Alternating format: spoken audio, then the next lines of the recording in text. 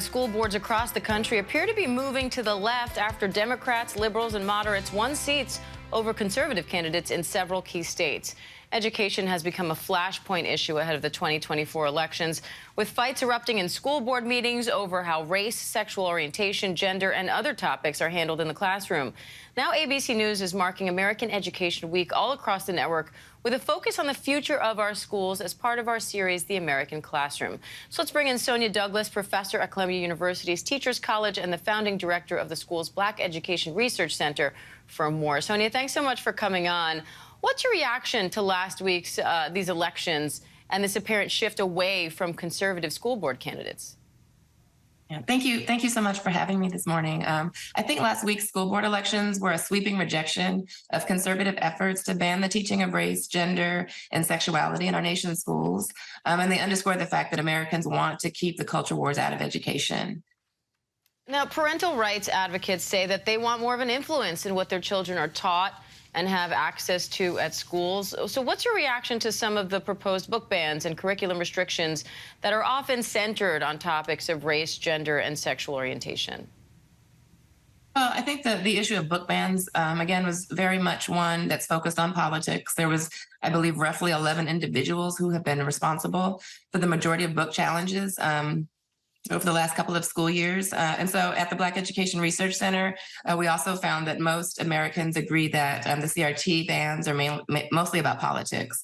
And so those attacks have not resonated. We believe that the elections last week also showed that and are excited about the fact that most Americans support truth in teaching. So how do you respond to parents who are concerned that schools are moving away from core education and that they should be concentrating less on these topics and more on how students read, how they're writing, their math skills? Yeah, I think those are appropriate concerns, but I don't think that they're mutually exclusive. I think teaching about these difficult topics, which can be sensitive, are really valuable when we think about literacy and English language arts and even mathematics and science. And so it's important that teachers have the freedom to teach the truth in all of the content areas, and that, again, the priority is to ensure that children have access to literacy instruction and other content areas that will allow them to be successful academically. Now, sex education is a big part of this debate. Some parents are concerned that schools are shoving sexual content on children too young. So when do you think it's appropriate to teach children about sex? And do you think it's up to parents or school officials to decide that? Mm-hmm. I mean, that's a great question. Ultimately, I think parents and teachers need to work in partnership in support of children. No matter the topic, I think parents do have to make a decision of what's best for their child.